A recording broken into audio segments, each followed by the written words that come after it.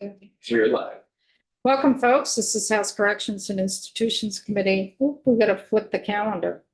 It is Tuesday, February 3rd. And right? Yep. Yes. And this is our 1 o'clock meeting. We're running a little late.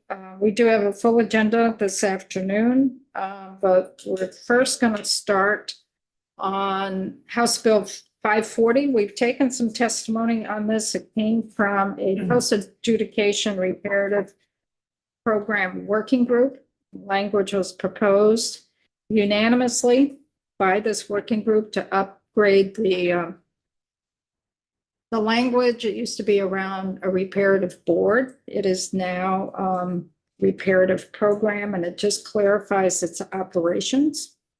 And gives the court a little bit more direction in terms of when to sentence a person to the reparative program. House Judiciary Committee took a look at it, heard testimony from the same folks that we did. We heard from DOC, we heard from Ledge Council, we also heard from Chief Justice Zoning. Everyone has been in support of this, as was House Judiciary, and they voted 803. Is it 803 in support? They did not physically have the bill. They did what's called a drive-by. So we are not proposing any amendments to it. It's the bill as it was introduced. So I would entertain a motion to vote out H540 favorable. Motion to vote out 540. I'll second it. Okay, it's been moved and seconded. Is there any further discussion? If not, please call the roll. Remember how to do it? Representative Casey, Yes. Representative Calfetti, Yes. Will Greer is absent. Representative Hedrick, Yes. Representative Luno, Yes. Representative Minier, Yes, sir. Representative Morrissey, Yes. Representative Winter, Yes. Representative Sweeney is a yes. Representative Gregoire Yes. and Chair Emmons. Did you forget Troy? You did. Yes, Okay, so we have 10-01. 10-01. So Will offered to report the bill. Will's not here. It's not good practice to have the reporter of the bill be the one absent from voting on. So I'm going to ask Troy to report the bill. I know Troy's been You can working. handle that? Handle. I got it. And there's a whole process to get this down to the clerk's office as well. So at some point. we I can will do that. No, not you. It's the Oh. reporter. Yeah. It's the reporter. Oh, sorry. With this, I'm talking. Nigel comes to the door sometimes too in the afternoon. Could say we have a bill. We Okay. can take care of it too. Okay, That means, it'll second. be up on Thursday. If we can get on notice today, it'll be up on notice tomorrow. And be up for action on Thursday. Okay, so we have a full afternoon. So we're going to be talking this for the next few hours on folks who have actually been incarcerated and have experience being incarcerated. Our 105 testimonies about gender equity within our correctional facility. Folks who have been incarcerated in our facility. And then at 2:30, we have a person who has been working with some folks in the Springfield facility. Chris Willers is out of state. I think he's in Virginia, isn't he? He's in Virginia. He was incarcerated for a number of years. And it really is very had a life changing while he was incarcerated, really realized that to use that time to change his perspective of things and really work through the emotions in the process of being incarcerated. And he's now in the community. He's working with folks who are incarcerated in different states, and he is working with folks in the Springfield facility. And I participated and something down there back in December for the state treasurer, working with offenders, working with their finances. And Chris was on Zoom and really working with folks who are incarcerated at the Springfield facility. And I thought it would be good for members of the committee to hear from him some first experience in terms of how he turned his life around. What it felt like to be incarcerated the first 15 years of his sentence. And then finally realizing it's not getting you anywhere with certain behaviors, and what you can do to have a more positive impact. And then re-entering into the community, what's at stake, and issues that arise from that. So we're going to be spending the next couple of hours with folks who have experienced being incarcerated. Okay, so we have with us Kalania. Is it Kalani April Gagne, or Gagne. Gagne, it's French, Gagne. Formerly incarcerated, Burlington resident. And we do have a bill, H 550, that does deal with gender equity within our correctional facilities. And we did want to hear from someone who was actually incarcerated in our facilities. Welcome. And if you could come up to the hot seat, which is right in the front. And just take a deep breath. Have you testified before a legislative committee before? Definitely not. No. We will not fight. We don't bite, don't worry. Sweetie does. Thank you. That's why he's seated way over there. One sitting, yeah. Usually what we do, you'll have to introduce yourself for the record. And usually what we do, we just let the person testify, give information. And then there'll be questions and answers. Okay. Yeah. So welcome. So if you could just identify yourself for the record. My name is Kalani April Gagne. I'm soon to be 60 years old. Born in Hartford, Connecticut in 1966. So my journey through the Department of Corrections starts like really when I was young. I mean, I've always known since I can remember as a child that I was not in the right body. You know, I was not like my sisters, you know, and being in that time frame, there really was no language for me to reach out to. I mean, my mother was very progressive, and she had a gay uncle.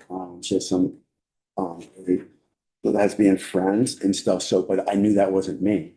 So I had nowhere to look in regards to who I was or to try to figure out, you know, what was going on. And so that's very traumatic childhood with my mother. She was very, you know, authoritarian. Like 3 siblings and I went through a lot, and at the same time having multiple molestations from many different men. And so that shaped a lot of like my addiction to starting to drink at 8 years old, and then morphed into drinking on weekends with my cousin, and then smoking marijuana by 12, and then every day from there on in. So daily high for anything. And then the reason I was incarcerated this time was I committed an aggravated assault, unlawful restraint, and I stole a motor vehicle. And I received a 25 to 40 year sentence, all deferred, but 16 years.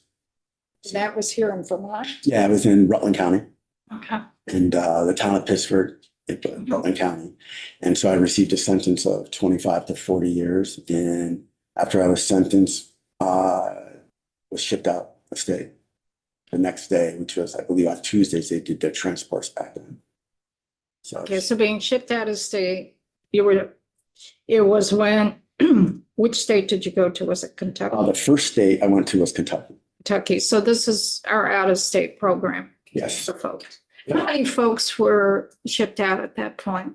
I think when I was in Kentucky, it was close to 300 Yeah. at the time frame. That was about the ballpark figure that I remember. And what years was I think I this? Kentucky in like 2010 until they closed that contract. Then I moved to Michigan, then to Pennsylvania, and then to Mississippi. Those were the 4 places I was out of state. And the overflux of the population, when I identified the other way, was they sent you out of state. Whether you wanted to go was pretty much either volunteer or we're going to send you anyway. Pretty much what they give you. So I was shipped to Kentucky, and that's where It's very different there, I think, than it is in the Vermont State Corrections in regards to they try to like, I guess, give us things to babysit us. Like you're out of state, so we'll let you have certain things like a PlayStation, Xbox, or a TV because you're so far from home. And Kentucky wasn't a bad facility. I mean, I thought Kentucky was okay. I mean, everything was good. I mean, I had employment there. I did cooking. I was a kosher cook. And I worked in maintenance. Then when we were shipped to Michigan, at the end of it is where basically, like I told Troy, is that it was either I couldn't live that as pertinent because it wasn't me.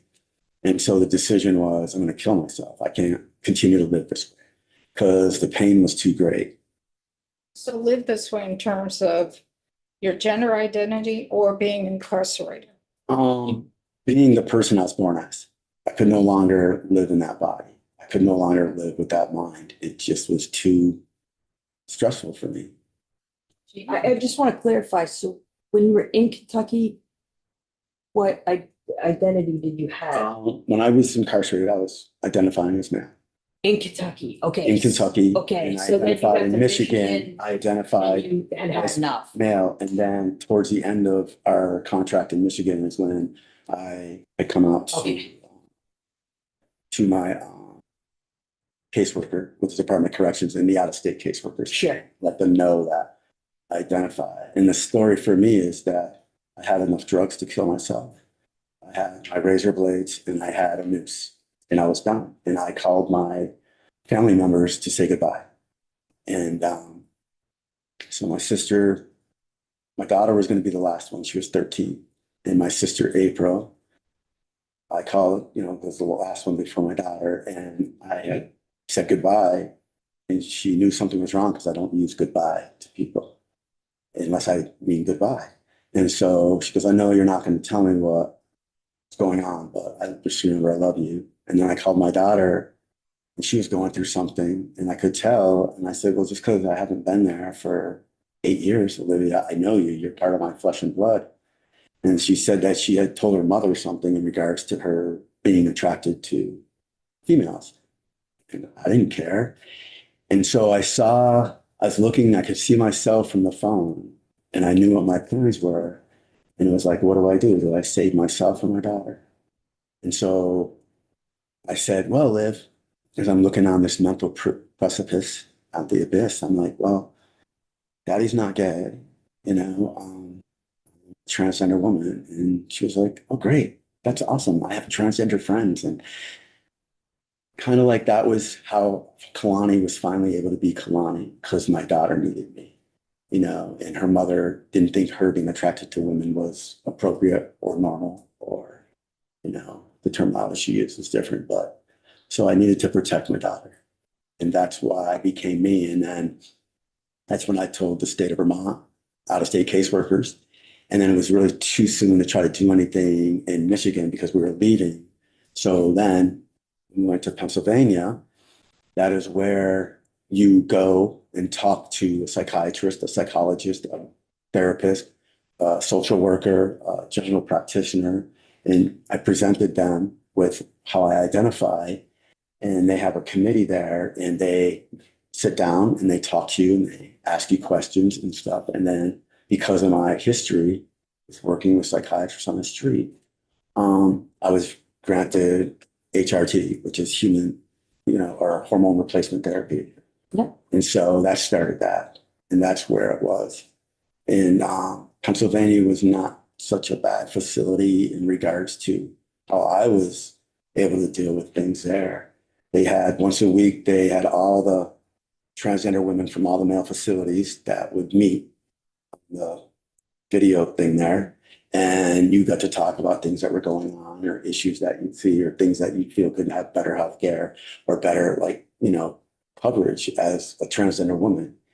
And so that was really important for me to have that, because it was nice to see other people, and there's usually at least 40 to 50 trans women on that camera thing there.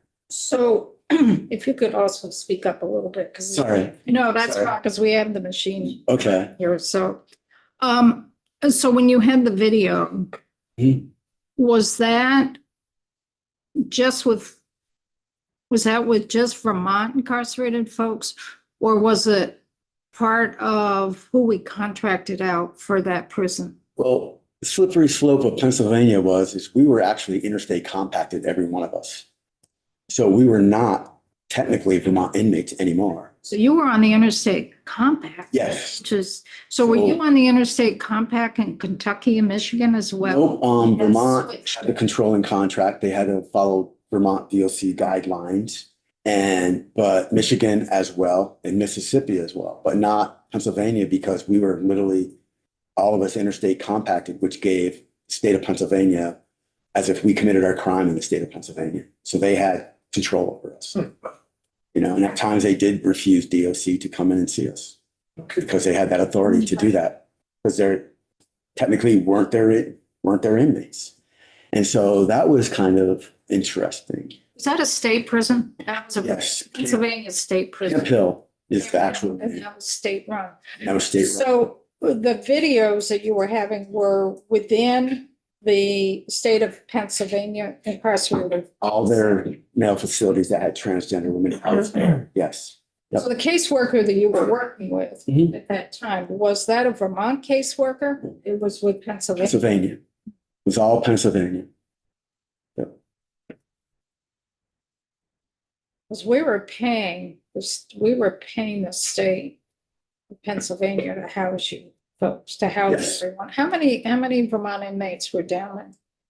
I want to say, to the best of my recollection, maybe 185. I think of us were interstate compacted there, right around that figure. So when you were, I just want to get this clear. So when you were in Pennsylvania is when you started to identify as a woman. And that's when you brought that before the caseworker, Yep. which would have been a Pennsylvania Yes. employee. Yes. And they're the ones that started the treatments. Yes. Correct. So you did identify in Michigan. I did identify at the end in Michigan. Yeah. But it was just not really feasible to try to work with any. They had a hard time always having a mental health provider there. So it really was very difficult, but it was like the last couple of months right around there. And then I just felt it would be best just to wait until I got to Pennsylvania. Brian? This is sort of just a language question, but the notion of identifying, it seems like you had identified that way for much longer. So when you're using it now, you're saying to have identified publicly to the folks at the facility, Yeah, right? And- yeah. okay. I mean, I've always, in my own way, identified as a woman. Like at times I actually had a separate apartment where I could go and be this woman because nobody knew. Nobody in my family knew. My ex-wife did not know. So this was a way for me to have some kind of an outlet for my mental health. Yeah. To be okay. And so, yeah, so Yeah, I just want to be clear, this wasn't Yeah. something new, right? It's just, No, hey, I'm identifying no, to it's- you, it's Michigan, just- or to you, Pennsylvania. Yeah. Yeah. it was, I had to do that to live. What it came down to. So continue on. You're in Pennsylvania. I'm in Pennsylvania, so there's that process that goes on. And in the state of Pennsylvania, they have like a specific guideline that you go by. Like you need to have all, like a psychiatrist, a psychologist, a therapist, but they have to have gender dysphoria, extensive gender dysphoria knowledge, as well as working with trans individuals, because there could be underlying co-occurring mental health issues. You know, it could be suicidal idealization. It could be depression. It could be anxiety. There could be a multitude of different reasons that a person could feel that way, but properly worked with, seeing if that is. And that's why, to me, that is a process that is very important, because the hormones you get can be detrimental to you, you know, in regards to changing you. And so the people I worked with there in Pennsylvania gave great care. I mean, I met with the psychiatrist once every 2 weeks. I met with the caseworker once a week. And so I had regular contact with them in regards to my treatment at all times. And so then when we got to Mississippi, it's a vastly different story. Basically, I have a hard time with self-identifying. I'll get to that later because of the abuses I feel that are there. And so in Mississippi, they had no problem showing their disgust for who I was as a human being. So was that other offenders that were there or was it staff? This is staff. 'Cause that's what Core Civic. Yes, literally the unit manager at one point, one incident in Mississippi is the unit manager continued to put sex offenders, predators in my cell. And even though Vermont Department of Corrections said you can't do that. And the last person that they had put in there was a serial rapist with convictions and multiple sexual assaults against inmates in jail. And the unit manager had told the CO to not move that person, and that person better be in my cell when she came back on Tuesday. Now it was Thursday because they worked 3 days, had 2 off, that schedule.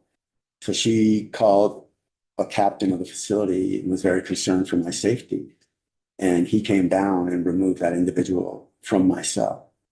And so on Tuesday, the unit manager called me in there, and her words verbatim were, "I hate effing white people in your kind." And I said, "Well, I'm white, so that's not my kind." I said, "Is it because I'm Jewish or a trans woman?" And she goes, "All three."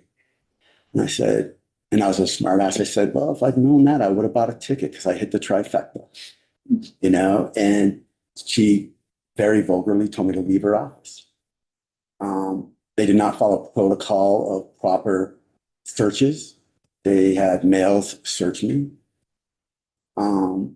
At one point, there was a major shakedown, and I was in my cell, and they were supposed to have a female strip search me. Instead, there came 3 people, 3 men to my cell door, and one gentleman entered into my cell, which is illegal to do. And I don't know if you've ever seen a cell. There's not much room to go. So the way this cell was is you walked in like this, and the bunk was against the back wall. So I backed against the bunk, which is about 3 feet sticking from the wall. He came in within at least 2 feet of me and told me to strip. And I stripped, and he looked me up and down and started to laugh. And the other 2 COs laughed as well. And that is the experience continually in Mississippi. There was no respect for me as a human being or any dignity. And it was very hard there. That's the way it was. Being told I'm an abomination to God, that Satan is my father, that I don't deserve to live. I mean, and this is staff.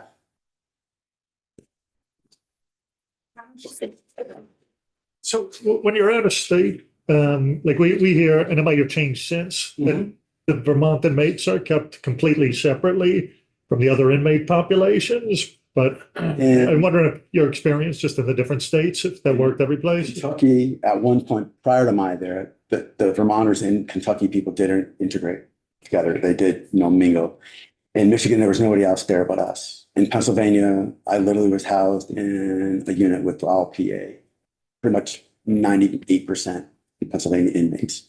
Mississippi, we mingled with, they had the Virgin Islands, they had Wyoming, and they had South Carolina. We couldn't mix with the U.S. Marshal people there because that's feds. But those other 3 places we did, we worked in the kitchen with them. We went to rec with them at one point before that all changed. I think COVID is what changed that. But prior to that, yes, you intermingled with them. Did you also have the same living areas with them or was the Vermont? No, we had separate dorms. Separate dorms for Vermont? Vermont and Mississippi at the time I was there was housed in M building, which is 3 units inside the building. And how long were you in Mississippi? I got there in October of 2018, and I was there until March 21st of 2022. And that's when I got shipped back from Mississippi. And then I first had gone to Springfield and then eventually to CRCF. How were you in Springfield? Was that just a transition when you came back in? Yeah, because there was a COVID outbreak. So Right. they weren't taking anybody in the facility. Springfield's used as a hub for people Yeah. coming and going. Yeah, yep. Yep. And so At one point, probably the worst experience I had in Mississippi was I found out in Mississippi my oldest sister, April, was diagnosed with signet ring cell carcinoma, which they gave her about a 10% chance of survival. I begged DOC to take me back to sibling. They refused.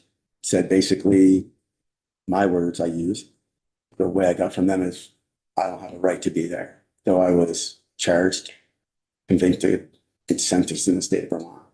And I was a Vermont inmate since I was about 5 years old, or a Vermont resident since about 5 years of age. So 3 days after she died is when the sexual assault started against me.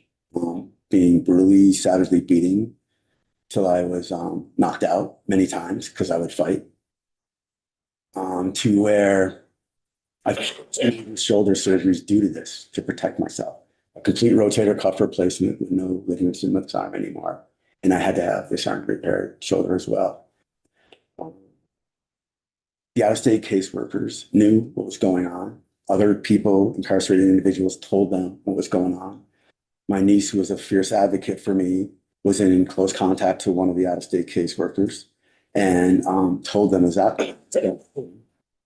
And they would come down, some of these out-of-state caseworkers, and they would see my face beaten to a pulp and say, oh, you slipped in the shower again.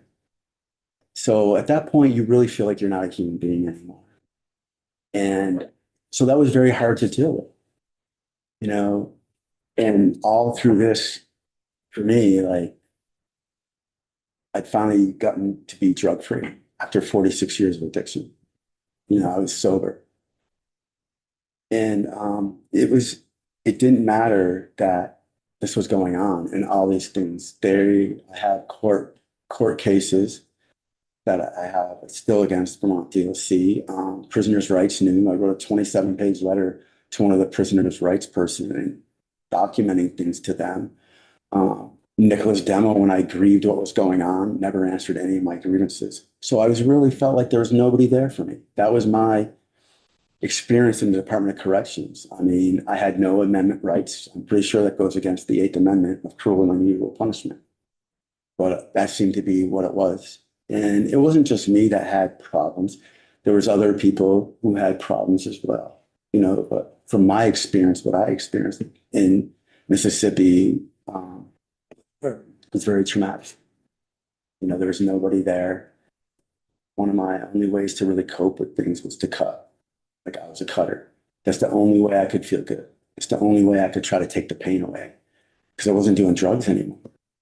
And I didn't know how I was going to make it, but I knew somehow I would, you know, and everybody knowing what's going on. Vermont Department of Corrections did not, there was no investigation into what happened to me by Michigan or by, Mississippi. There was no thing that they put on them to make them do a report. They didn't report it to the local sheriff, the state police, or the town police in that area. So there was no protection for me at all. There was nobody to turn to help me. And this is the sea of things between sending faxes to the out-of-state caseworkers, to the things that are going on, to other people when they came down, telling them what's going on with me, as well as seeing the abuse that's going on with me. At one point, the unit manager put this person back in the same cell, or in the same unit, excuse me. And this was during COVID, so there was an upper tier came out by themselves, lower tier came out by themselves. So she put the person on the upper tier so that they would always be out when I was out. And I reached out to Vermont Department of Corrections, and they did not force Mississippi's hand into removing that individual. It's only by his actions in regards to behaviors that he went back to segregation. But there was no immediate means to take this person out of there. And concerning to me, you know, as you are the Department of Corrections, in the way I view you, you are in a sense my mother and father. You are there to give me the protection that you allot anybody else. And to not have that and to be treated as less than human is really hard to deal with. You know, it really breaks you down. your psyche. And if it wasn't for only one person out of every single person that decided to not take no, that I'm okay, is when it stopped, you know, and that was all it was for me. That was it. Then everything kind of ended there. That person, in a sense, an inmate, had to protect me with no, you got to do this, you have to do that, just strictly the respect that he had living across in the other housing unit. And I'm separate from this person, still the respect that that person had of not to touch me or to hurt me or mess with me anymore. That was down in Mississippi. Yeah, yeah. And so then that's pretty much a lot of the stuff that happened to me in Mississippi. It was very difficult because, you know, I got to a point where I couldn't even defend myself because of my injuries. So that's another whole area of what you deal with mentally, emotionally, psychologically, feeling like things that you feel like it's your fault. Because if you did, you'd fight, but I couldn't anymore because my shoulders just weren't there. You know, at one point, it took 3 days before I could actually move this shoulder again. I thought I'd torn every last ligament. But then I came back to Vermont.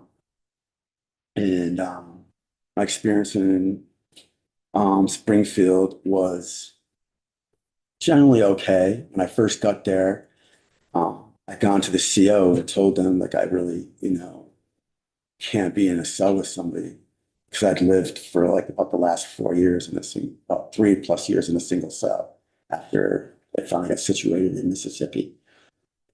And I went down and told him, and I was like, I'm supposed to be housed in a single cell. And that's what the Department of Corrections, my out-of-state caseworkers had told me that would happen when I came back to Vermont. And so when I was in the male facilities, and there was a very nice correctional officer, I'm not sure what unit it was in, but he called the supervisor, and the supervisor was like, well, you know, go to segregation and protective, you got a PC. And the person was like, no, like, she's not saying she's afraid. She's just uncomfortable to be in a cell with somebody she doesn't know. And so that night I just sat up all night. I couldn't fall Were asleep. you in a cell or were you still in booking?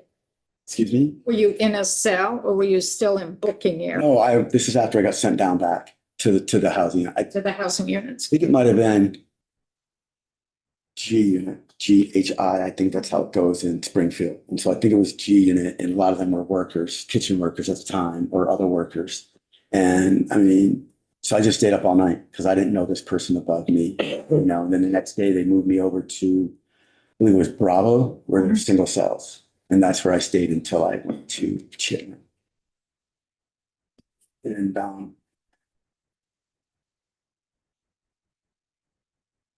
for a transgender woman, you know, I identify as a woman. To me, I'm just a woman. Society wants to label me with a name. I'm just a woman, just like any other woman. And I use she, her pronouns. Within 2 minutes of being in Chittenden, I was misgendered 3 times. It is By a staff or? by staff. No, by staff. The CO that was taking me in, there was a S1. I only found out by asking him. I'm like, excuse me, do you hear this? I go, what is your title here? And out of state, there's wardens, assistant wardens, captains, lieutenants, and sergeants. And Vermont is vastly different. So he was what they call, I guess, an S1. And he was like, I don't hear anything. And that's how it kind of started for me there. Even in Springfield, even in Mississippi, brutality I survived, they never once misgendered me. One time. They always used the she, her pronouns. Springfield was the same respect. They used she, her pronouns. And within 3 minutes of being delivered to them on a late Tuesday evening, I was misgendered 3 times. Up at Chittenden. Up at Chittenden. And that's commonplace at Chittenden with some COs. It was commonplace to misgender you. At one point, I complained to assistant superintendent, and the person had said, well, Kalani, you do have a deep voice. And people do make mistakes. But to me is, okay, what facility house are here? Women. No male inmate goes there. even if they're arrested in South Burlington, they do not step foot in CRCF. They go to where, I don't know if it'd be Newport or St. Albans, okay? So it was I knew I was safe from sexual assault there. I felt like I'd be safe from sexual assault there. I knew there'd be a different style of, I guess, attacks, more mental, psychological, or things like that. But they did respect there with male officers were not allowed to pat you down. They did not give us strip searches. It was obviously the females that did that. So it's still a toxic environment, you know, in regards to the treatment I feel that I received there. It wasn't until I got to Chittenden that I was able to finally, through the Divas program, actually start an investigation on what happened to me in Mississippi. So this was close to almost 2 years later, plus years later, that finally something was able to be looked into because of that program that they have there, which was very helpful for me, therapeutic, you know, to be able to have somebody to stand by you and to help you. And my problem, which brings me to my problem in regards to self-identifying. And that process, I think, is very detrimental and very dangerous. And it's a slippery slope that the Vermont Department of Corrections, at least, is going down.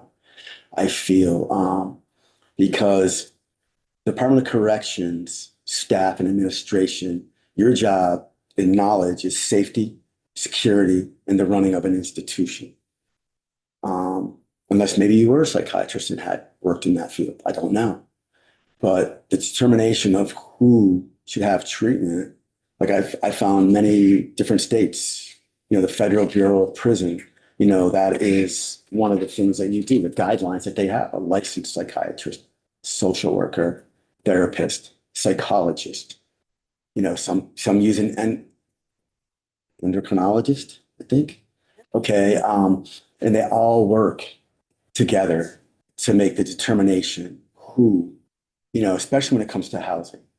That is very key. I saw a lot of abuse at Chittenden with people who I don't know how they got there. It's not my knowledge to know, but that truly used and abused their things. I had 3 people individually that allegedly identified to DOC as a woman, and specifically had told me that the only reason they came there was to do all these things they could before they got kicked out. That's dangerous to cisgender women. I deserve to be protected. Transgender individuals deserve to be protected, but cisgender women deserve to be protected as well. And like my views and my thoughts as to like thread the needle of California, which that lawsuit was tossed out, the SB 132 bill that in 2001, but it took place, I think, in 2001, it was enacted to allow transgenders to petition to go to female facilities. And so if you have this strict guideline and a policy and a procedure set in place by Vermont Department of Corrections, that this is the protocol you go through in order to be determined, because there's so many other factors you have to take in place. Their violent history on the street, whether they've been convicted of domestic abuse, whether they've been convicted of rape, whether they've been convicted of child molestation, or any other sexual types of crimes. These are things that really should be seriously weighed upon by people who truly know about that type of behavior. It's one thing to house somebody in, be a CO and think you know the behavior, but you don't know the pathology, or you don't know the psychology of the minds. And I think that's very important, because then therefore you give cisgender women that feeling of security if there is this deep vetting process, and that you have to go through these licensed, not just licensed professionals, which is the terminology that they use right now in the current policy. Okay, a WellPath nurse, sorry, I've educated a lot of these nurses and my care providers in regards to who I am. As they're like, I'm going to look up on the Mayo Clinic and find out what to. So obviously you don't have a proper knowledge of who I am. There was not a psychiatrist I spoke to inside Chittenden that had any real knowledge of gender dysphoria or working with transgender individuals other than what came to Chittenden. The mental health providers that I worked with, I educated them in regards to gender dysphoria and transgenders. This is key to helping people because once again, to go back on that co-occurring mental health illnesses that could show that this is what's going on, but when you really get to the root of something, it's something completely different. And that's not being done right now. One incident, there's a gentleman who self-identified as a woman, was put in the same cell with me up in house 2, upstairs, house 2 in Chittenden, and literally looked like the spitting image of one of the men that raped me. Sorry, I didn't hear. Looked like the spitting what? Spitting image of one of the men that raped me in Mississippi. And I went to the staff, the administration, and they refused to either move him or me. This person would act in a very masculine manner, taking off their shirt, walking around like that, would go out into the day room and, as I would say, peacock themselves in regards to the women. And CO would sit right there, and I would go up and be like, are you not going to say something to this person? This is such inappropriate behavior. And I didn't sleep for close to 60 hours because that person was in that cell. I could not fall asleep. I just sat against the back wall until I could go to work in the kitchen. It wasn't until the chief of security had come back from wherever that actually moved me out of that cell because he realized the person that I mentioned that did this to me in the similarities of the person's looks. And when I brought it to the assistant superintendent, I was sitting across the desk like this, and he literally went like this and said, Kalani, you do realize that's not the man that raped you.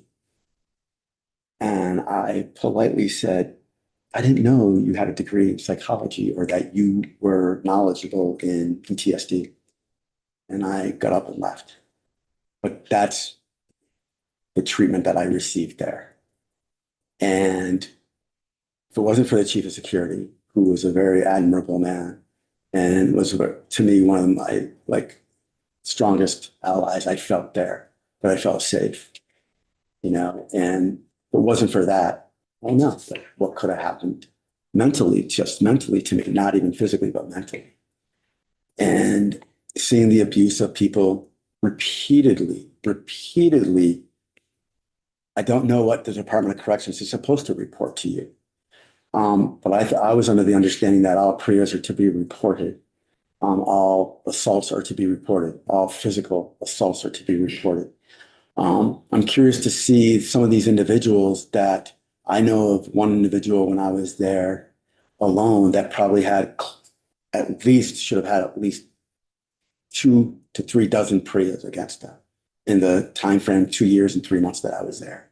And I don't know prior to my coming there. And there's other ones that repeatedly had been caught doing inappropriate behavior and engaging in acts that they're not supposed to. And yet they were not dealt with other than you go to the box, then you come back out.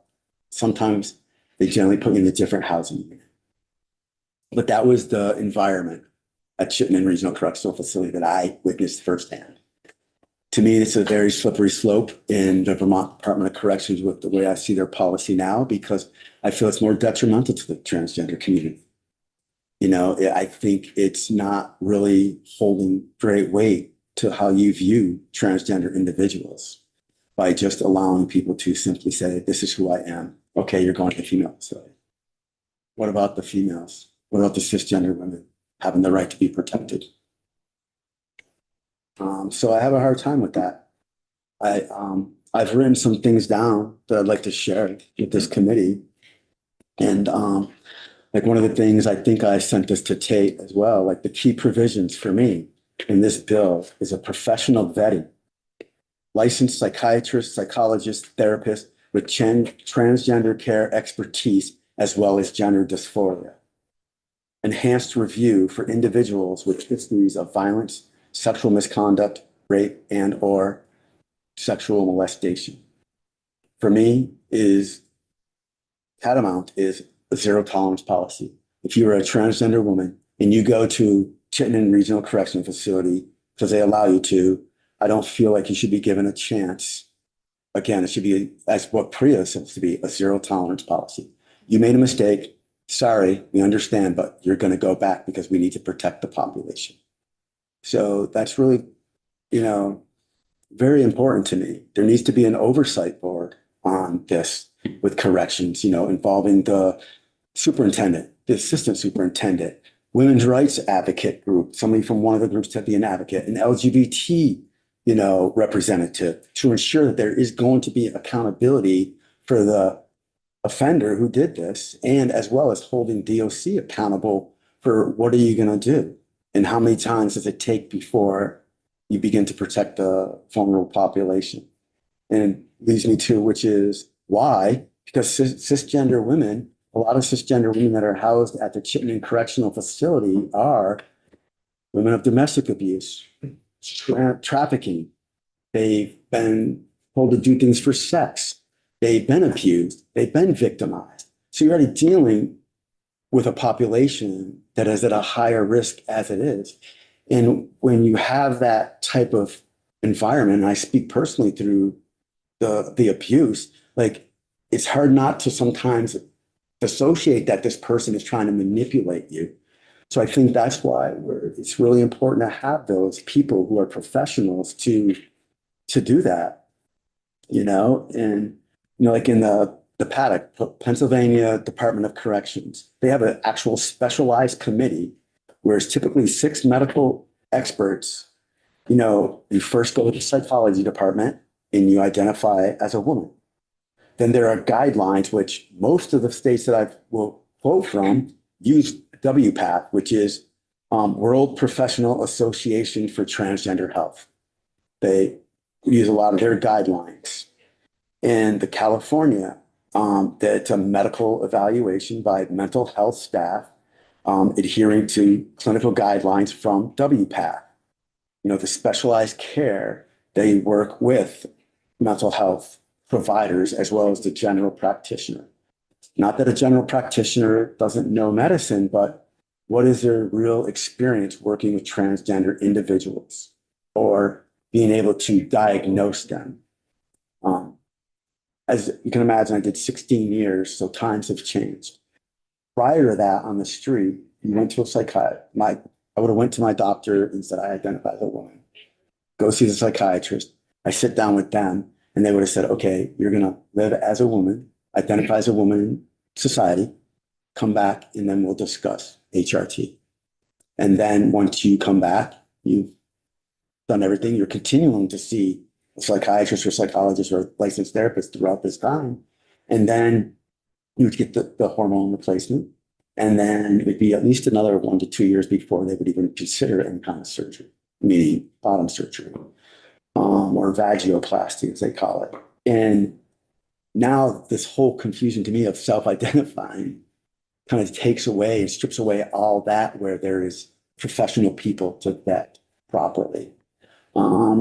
There is in New York, it's a licensed mental health profession, psychiatrist, psychologist that receives this and gives it the diagnosis of gender dysphoria. And to get any of the treatment, you have to have a diagnosis of gender dysphoria in order to begin HRT. And again, New York also uses WPATH as one of their guidelines to go by.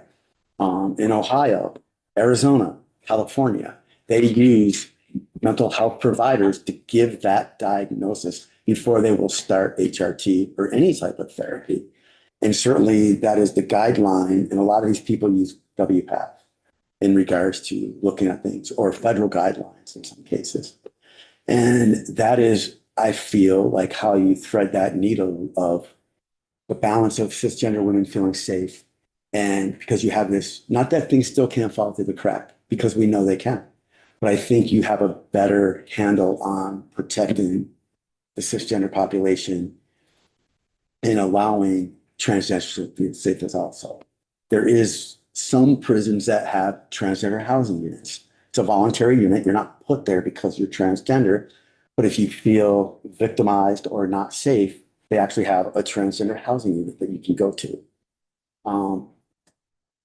These are all things to help protect not only transgender individuals, but cisgender population. You have people who are continually misusing the system, then you could be specifically put in a transgender housing. I don't know how any of this works. These are just, I think, for me, that's what I would like to see added to the policy, that it needs to be licensed professionals, meaning the psychiatrist, psychologist, social worker, therapist with extensive knowledge of dysphoria or transgender, working with transgender inmates.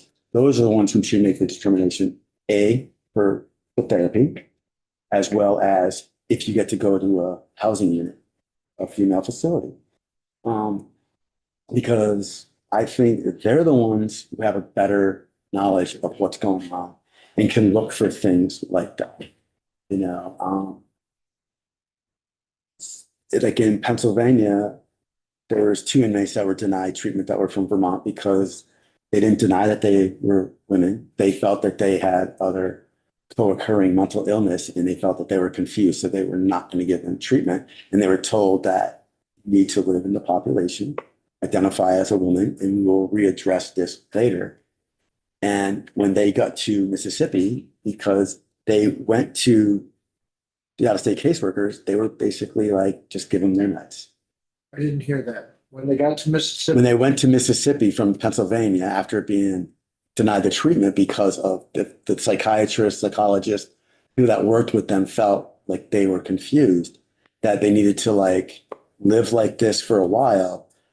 When we went to Mississippi, they had complained to the out-of-state caseworkers, and the out-of-state caseworkers pretty much had just said, let them have their medication. And they were, so like you didn't even follow a guideline of what was given by people who really had a broad knowledge of what was going on. So that's my concern. My biggest concern is the self-identifying, using that to get what you want through perverse means and acting inappropriately. And I feel that the Department of Corrections is not properly vetting people. And when there is issues, they're not addressing them as soon as they should. You know, and that's what I really feel like why that is important to me to have in the policy, that it really needs to read that way. I don't know law. I don't know any of these things. They're just my suggestions that I feel, you know, that the Department of Corrections could do to better inform themselves, to better help people, you know, to protect all people, transgender and cisgender, and to see that. You know, I mean, you have the opportunity with a new facility possibly being built to make great changes in regards to this type of stuff. So, yeah, for me, my due diligence with the policy that I'd like to see is that those things added as like, For it to be comprehensive. for it to be comprehensive and to have that comprehensive overview of a proper policy. And I don't like hearing things like, well, California, well, why doesn't Vermont just take the lead? Why doesn't Vermont be that person to be like, hey, this is the guidelines that we really are going to implement. This is what really needs to be done. Why don't you set the way? Why don't you set precedent? Why don't you do that? You know, and I think it'd be vastly different. It'd be vastly different. I think I felt it was very inappropriate that I don't feel from my knowledge that cisgender women really had a knowledge of what was going on in regards to these people coming here. You know, I volunteered with the superintendent at the time to do in-services in the way that guards interact with transgender women, what it feels like to be misgendered, and these things, and was told, well, no inmate will give an in-service to my staff. And okay, then please educate them.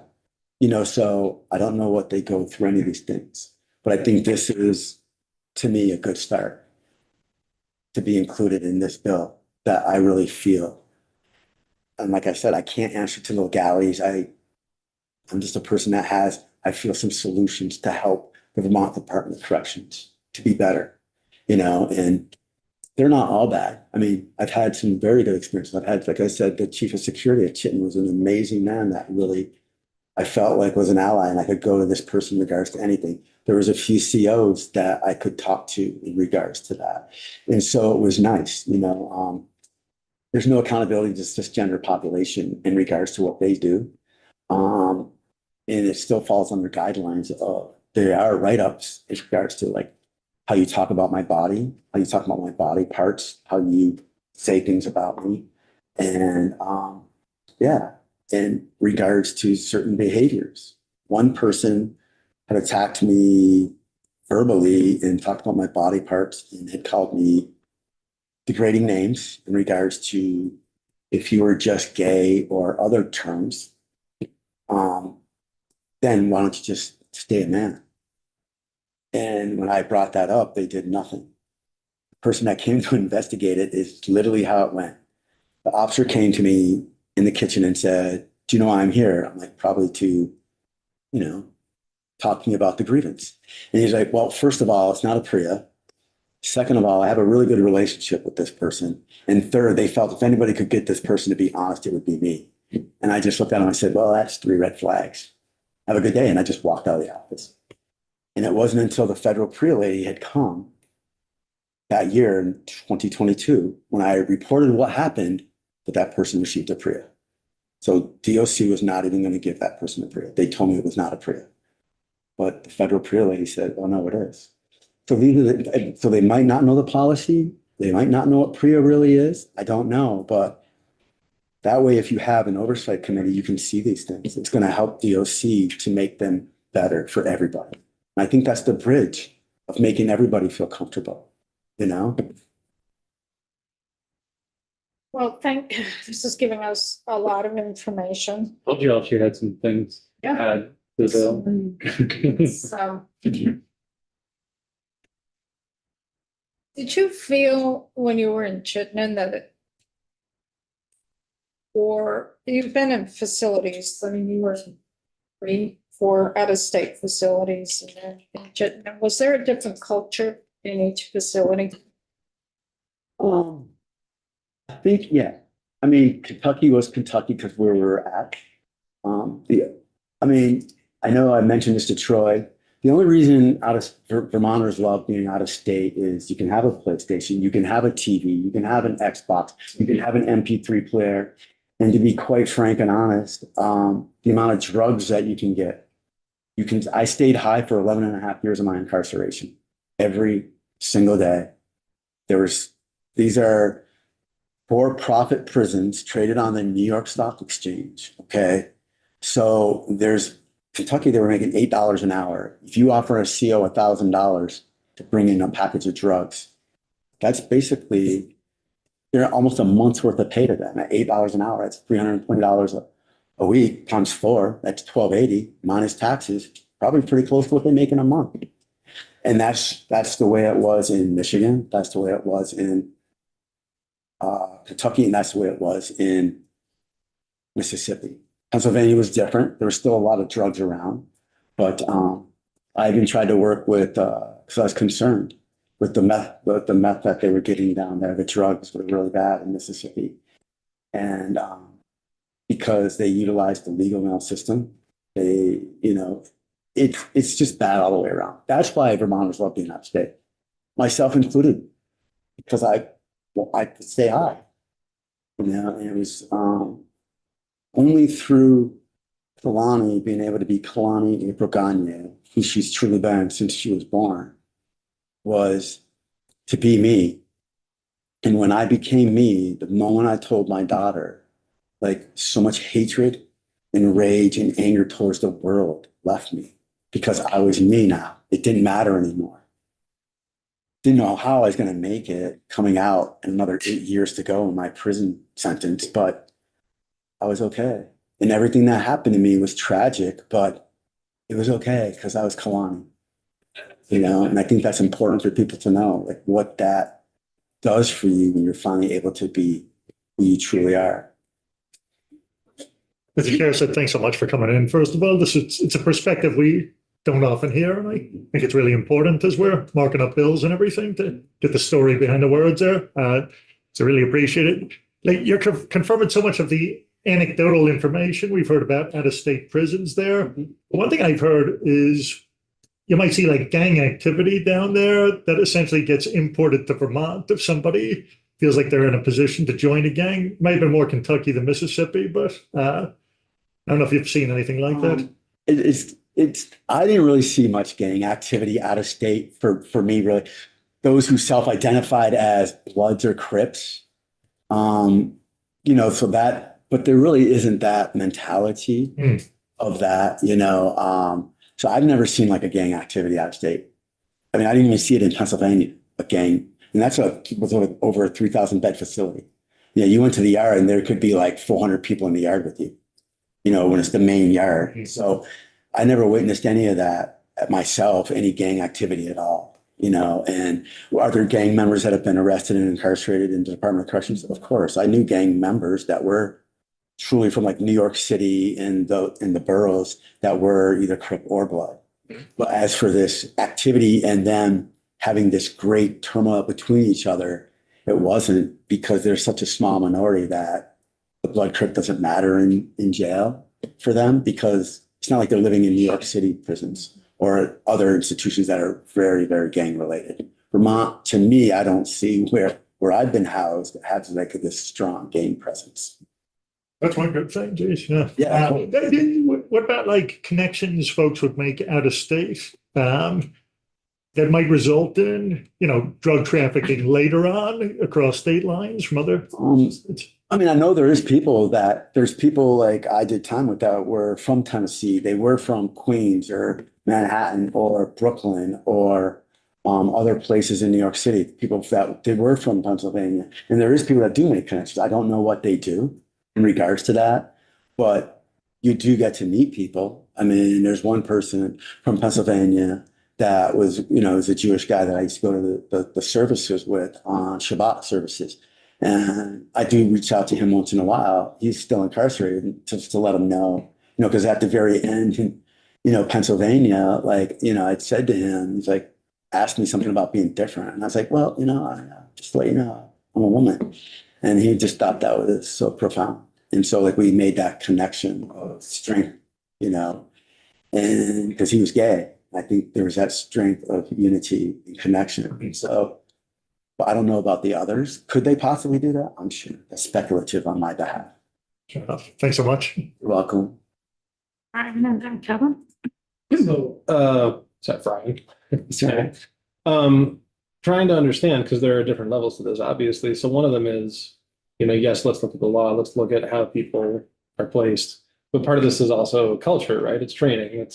And so I'm trying to understand, when you return to Vermont, there was this period in Springfield, and you've only seen whatever you've seen. So is there a way to compare or contrast facilities? Do you get the feeling this is happening as badly as you've described in CRCF, because there's this notion of protecting women? What insights do you have to the culture, the training, that DOC? I think DOC needs more training. I generally do. I think it's not just DOC, it's the world in general. The president of this country wipes away my rights. I don't exist to him. I'm either male or female. I'm not Kalani. So you, with a stroke of a pen, you wipe away my rights, and I'm not a human being anymore. So I think it's not just DOC, but this is what we're talking about, is I think DOC needs more in services. They need more education. And why not bring someone like me who's been out for close to 18 months? And I've worked on a project interviewing incarcerated individuals. I'm going to present to the community, to work with other places to make it better for all individuals. One of my Hebrew name is Kalanit Kulanu Bat Avraham Vasara, meaning Kalanit Kulanu, daughter of Abraham and Sarah. Kalani is the Israeli state flower. It's in the poppy family. It's bright red, and it's illegal to touch and pick. Excuse me. That's how I feel in society now. I didn't get the protection when I was in there, but I know where to go to get protection out here, and I am protected. And Kulanu means all. It's not just about me. It's not just about trans rights. It's about everybody's rights. Cisgenders, transgenders, everybody feeling okay. Non-binary. I'm still learning some stuff in regards to that community, because it's not my knowledge. I identify as I identify. But I think there needs to be that. Why not bring somebody like me back in to help the COs or to educate the COs? I think that's but I would say crossing the aisle of working together to make it better. You know, I mean, I have a lot of, I feel like strong views that I feel are solutions. You know, we all know the problems. I want the solutions. I want to work on the solutions. Like, I feel like I hope I gave some solutions today to this committee to look at. You know, I really hope that I did because it's important. It's important to me. This is who I am. This is Kalani. This is me. This is a passion that I feel needs to really be addressed. You know? Kevin and then Sean. It saddens me to hear the abuse that apparently you have gone through. And I'm very happy that it sounds like you're also satisfied with who you are now. I'm having a hard time following the history. What I think you told me is that when you got to Pennsylvania, you were able to identify to the people in charge and you started the hormone replacement therapy. Were you in the ladies' facilities from that point on, or were you sometimes in men's facilities after Pennsylvania? Well, I first identified to Vermont in Michigan. That's where I first identified and came out as a trans person, was in Michigan. And you were housed where? In the men's facility? In the men's facility. Every facility was men's except for Chittenden Regional. So all my facilities, even after I came out as a transgender woman and identified for who I've always been, I was still housed in the male facilities. That's one thing I did forget. Thank you for bringing that up. I don't feel any transgender individual should be sent out of state. Yeah, I do not believe that. Yeah, I can imagine that. And I don't mean to cut you off, but I'm really having a hard, so you've been in male facilities your entire time as you were incarcerated? Up until the last 2 years and 3 months of my incarceration, when I came back to Vermont, and then they housed me in Chittenden Regional Correctional Facility, which is a female facility. So yes, until that time, I was housed entirely in male populations. And you began the therapy in Pennsylvania, which was how many years ago, roughly? Before I started treatment, I'd say it's got to be close to at least 9 years, Okay. 9+ years, right around there. And I hope you hear my heart. Have you fully transitioned? In regards to Are you physically, surgically, surgically? I have breasts that are natural that I developed through the hormone replacement Okay. therapy. No, I have not had that surgery yet. May I I ask? do intend to have it. Yes. Okay, Yes. so it's. That's who I am. I'm a woman. It's a matter Yes. of timing and funds? Or It's what- following what's the keeping- guideline that the world has for Okay. you to transition into a full, complete woman So for you're me. proceeding as quickly as you Yes. can through the system. Yes, you're on a waiting list. There's a long waiting list. So yeah. But until you got to Vermont, you were housed with males. Yes, correct. We do not ship women out of state. We only ship men. So that would be a question of us to ask DOC. Mhm. We know that we had a person, an offender who's being housed in one of the, in an out-of-state facility. Now it's Mississippi. Mhm. That is trans. Why, to a woman, why are we not bringing the person? Mhm. At That's least the in question. Vermont, at least in Vermont, even if it's the male Vermont facility, Right. at least That's the question we need to ask DOC. Mississippi is not a place for a transgender person. No, Their views are very, even out on the streets. very detrimental, even on the street. Yes, it's very detrimental. John and then Brian. Kalani, thank you so much. Your courage is amazing that you've been able to go through what you've gone through. And the fact that you want to go back and teach. If I was in charge, I would give you the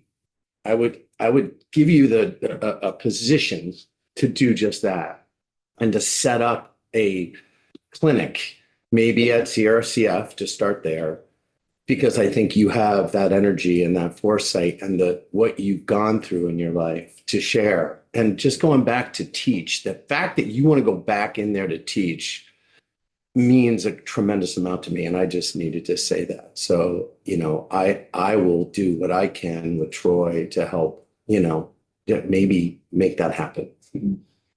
Thank you. Appreciate the kind words. Thank you. Right? So I guess it's half comment and half question if you want or not if you don't, but when you're answering Kevin's questions, there's this, the personal process is taking some time. There are steps there.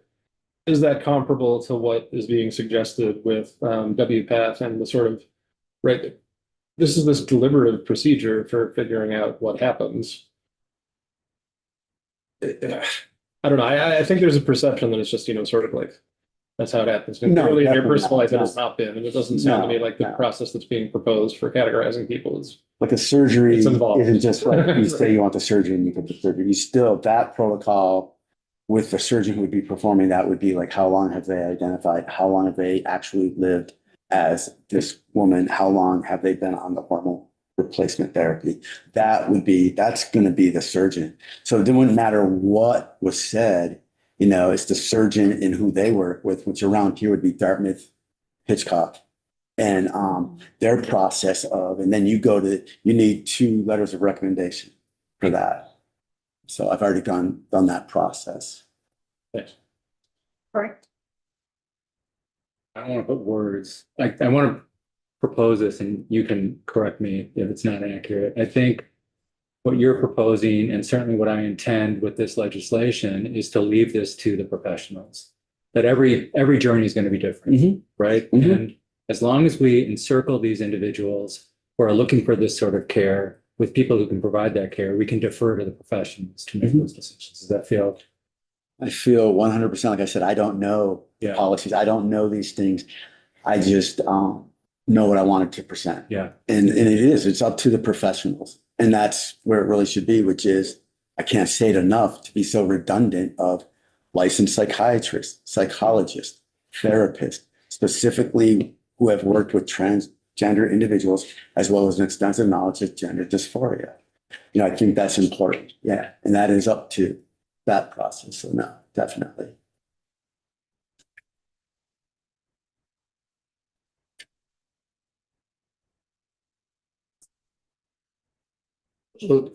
James. Then Sean. Thank you, my chance, Sean. Thank you for coming. Very compelling. Hard to hear sometimes, the challenges of, I like the pragmatism in your approach, and it's hard, I'm sure, to be that way. So I just want to thank you for coming and giving us this information that I think is valuable. Yeah, thank you. Thank you. And all I wanted to follow up with is, it was really helpful for me, the way you spoke about it in such a tender way, a way that we were able to hear.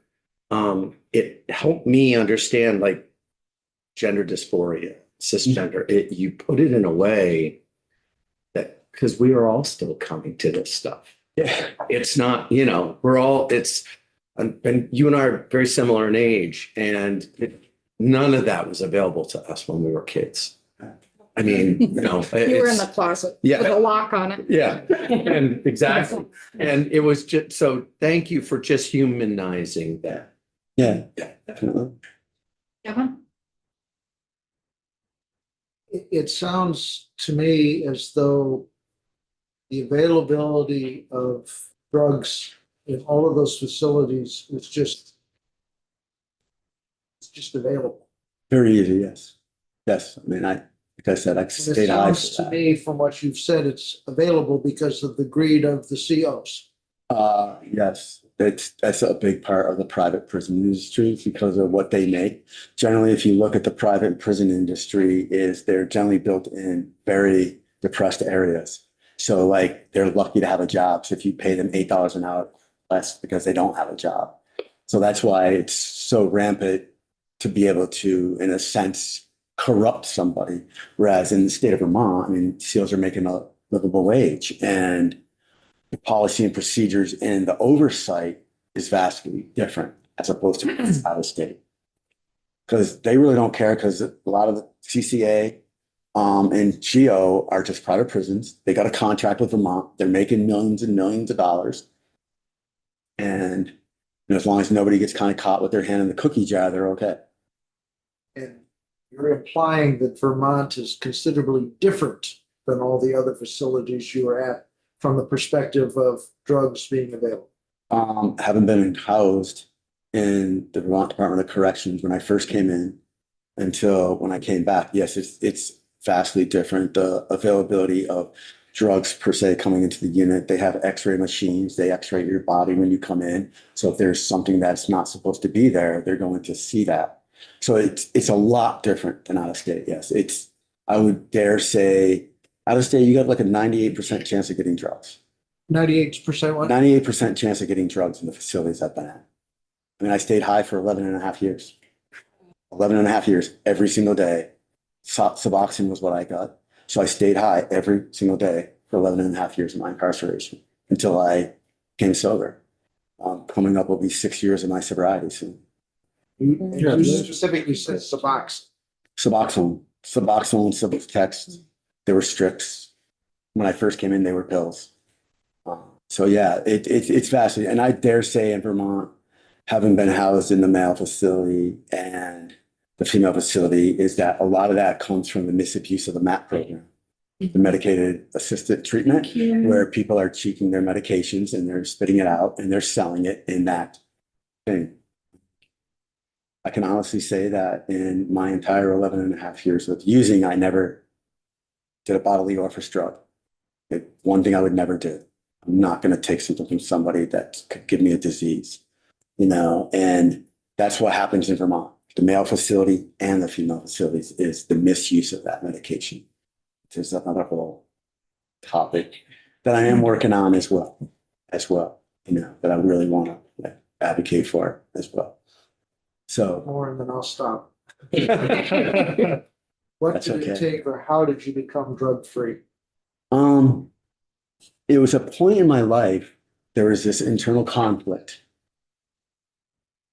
that I'd always said to myself, like for the first probably 12 to 13 years of my life, well, not that, starting at 8 years old to about 13, the alcohol, and then it turned quickly to drugs, was to cover up the sexual molestations by multiple men, the abuse by my mother, the environment that I lived in, was because of that.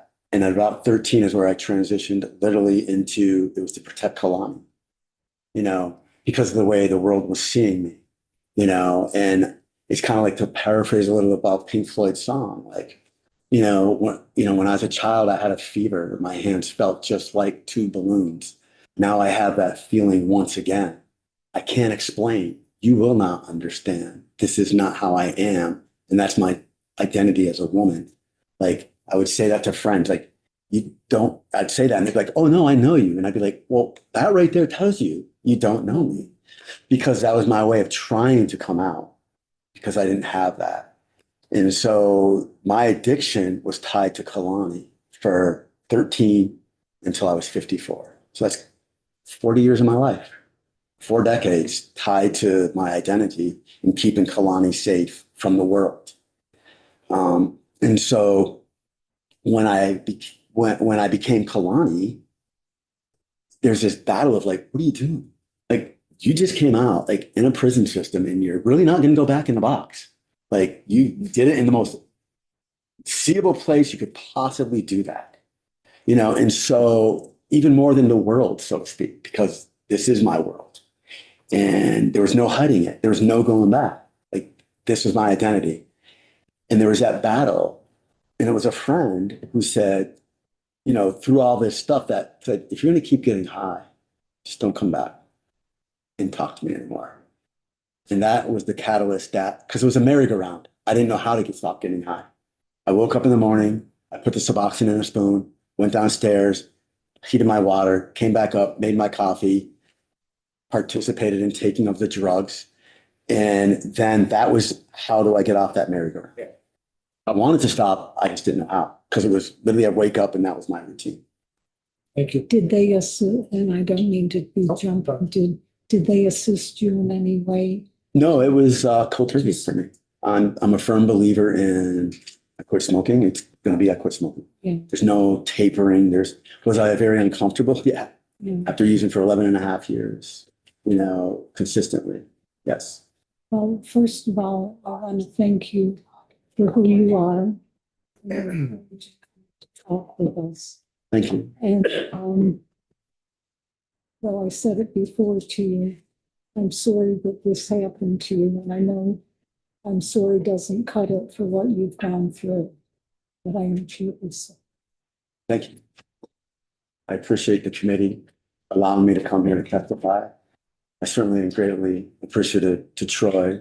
I felt hurt, you know, the way when I watched the presenting of the bill and then the lawyer, and I felt truly represented. I felt truly heard and seen, which is all I ever wanted in my life, is that was it, you know, and I'm very transparent because I lived a lie for 51 years of my life.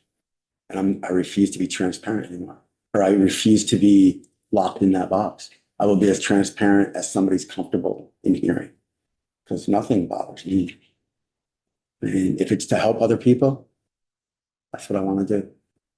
That's all I want to do. Well, I want to thank you for coming in. I think it's been a big help to the committee. I think it's also given us some parameters or direction in terms of what to look at in the legislation to be a little bit more specific. If the committee so wants to continue working on this bill, we'll reach out to DOC as well as you. I mean, you can come back in the room at any time. We're taking testimony on it or watch it on YouTube, either way. But it's really helped us in defining the issue, but it's helped us also in defining what we really need to look at legislatively for the department. Mhm. I really appreciate it. Can I ask one more Kevin? question? Mhm. With the system the way it is right now and with the medical professionals that we have and the laws, if you made a decision you wanted to transition, what's the shortest period of time that you could go through all the phases of transition? Roughly? Generally, from my knowledge of working with Dartmouth Hitchcock, is that they generally at least 2 years living as a woman, being on hormones before they consider you. And then you need the 2 letters of recommendation from exactly what I just suggested: a licensed psychiatrist or a psychologist, a therapist specializing in gender dysphoria and working with transgender individuals. Those are the only people. A general practitioner is not going to get you the letter. It's not going to get you surgery, because they're looking for somebody that has that mental health extensive knowledge and background. Right. So for an adult who makes that decision, 2 years trial, if you will, then hormone replacement for how long? Roughly? I think that's probably testimony for the medical professional. Yeah, I mean, Okay, that's fair. that I really, Just yeah, that I is think so. something. It's so individualized. Yeah, and in each, like, we're all physiologically different. We're Right. all different. How one reacts to some drug and how one reacts to another drug. So I don't know anything about the medical aspects of it. Yeah. I just know in my That's fair. transition this is what my guidelines have been for me. Gotcha. Thank you. You've been working on that for years, almost 2 Yeah. years. So it's not something, I think the fallacy that people have, it happens overnight, that somebody wakes up one day and says, oh, I'm just gonna. do this." Yeah, not in this It's country. not the way- Definitely not. how we- So Yeah, definitely. It really is. I want to thank you for coming in. This is your first time testifying for a legislative committee. It wasn't that bad, I hope. Come back. It was easy from over here. I really appreciate the information you've given. I think it's gonna help Yeah. in really helping us focus on some direction. We Yeah. work on a piece of legislation. Thank you. I mean, I tell people one last thing is that for the first 51 years of my life, I hated the world. And I took everything, not just literally, but the emotions, the positive energy. I took all of that. And I just want to give back for the rest of my life, because that's what I have to do, because that's who I embody. That's who I am. And it's about all of us.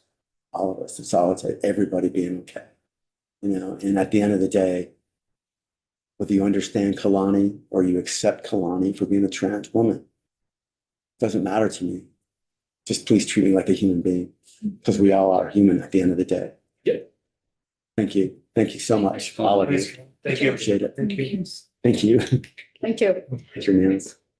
You know, right back. I want to do, folks want to take a really quick break. Yes, We have yes, we do. someone on Zoom waiting. Yeah. Chris is waiting. If you can let Chris, we're going to take a very quick break. Come back here within 5 minutes.